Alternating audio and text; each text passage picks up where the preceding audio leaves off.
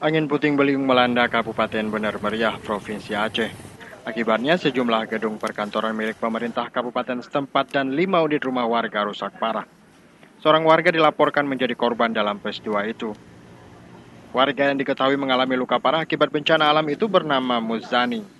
Korban mengalami luka di bagian kepala, badan, dan wajah akibat tertimpa kayu rumahnya. 5 gedung perkantoran yang rusak parah masing-masing dinas pendidikan, dinas sosial, kantor inspektorat, dinas perhubungan, dan dinas kehutanan dan perkebunan.